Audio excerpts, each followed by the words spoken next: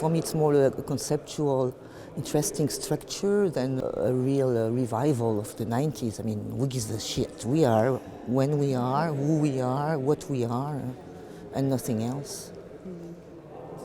So it was first shown in 1992, but it was conceived a bit by chance in the winter 1991.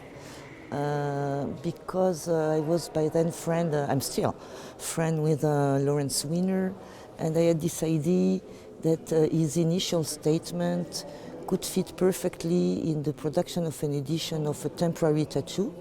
So I proposed him to do this together, and he replied, "Well, Florence, I love the idea, you're right, but it should not be temporary, it should be permanent, and the first one I do, if you want to wear it yourself." And I said, yes, of course. So I did a Lawrence Wiener piece on the back, and out of that I started inviting 30 people.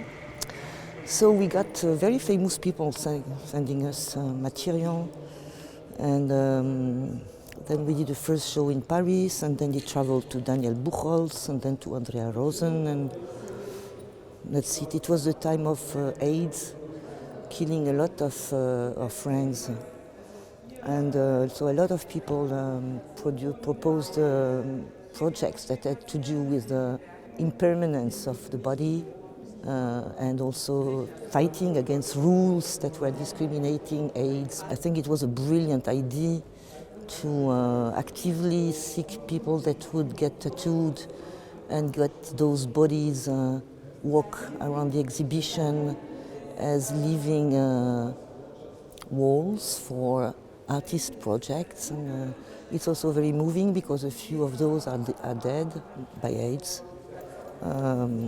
So I'm quite moved. So it's a story also of loss, because actually this is an artwork that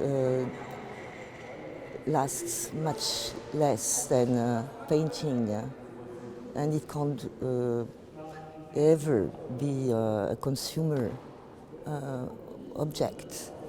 It's only about life and death. For me, it's more a conceptual, interesting structure than a real revival of the 90s. I mean, who gives a shit? We are when we are, who we are, what we are, and nothing else.